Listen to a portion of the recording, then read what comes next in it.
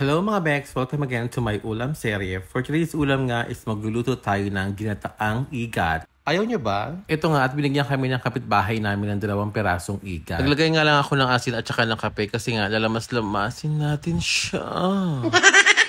Masabisa daw kasi ang asin at kape pang patanggal ng dulas.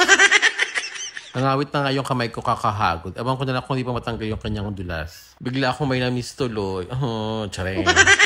After ko nga maalis yung pagkadulas niya, ayan, hinugasan ko na siya at hiniwa-hiwa ko siya. Hindi ko siya hiniwa ng diretsong putol kasi nga yung bituka niya mapuputol. So ganyan dapat yan. Hindi mo siya diretsong putol para makuha mo yung kanyang bituka ng buo. Hindi ko na-expect madugo pala siya.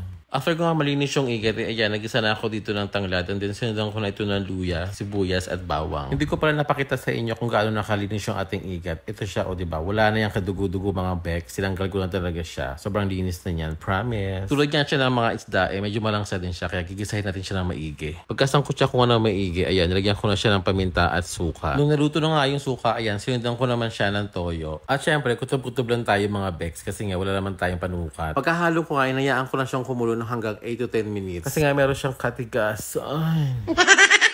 Nung medyo malambot na nga siya, yan, nilagay ko na yung pangalawang piga ng gata. At hinayaan ko lang kumulo hanggang 5 minutes. Nakalimutan ko nga isama sa pag-isa yung atsuete powder. Kaya ayan, hinabol ko na lang. Okay lang ba? Tsareng. Nang mahalo ko na nga yung atsuete, ayan, sinunod ko naman yung kakang gata. At bago ko nga siya pakuluan ng 8 to 10 minutes, ayan, hinalo-halo ko muna siya para naman kumalat yung kakang gata. Ayan, nagiba na nga yung kulay at mukhang luto na yung gata. At syempre, naglapot-lapot na siya.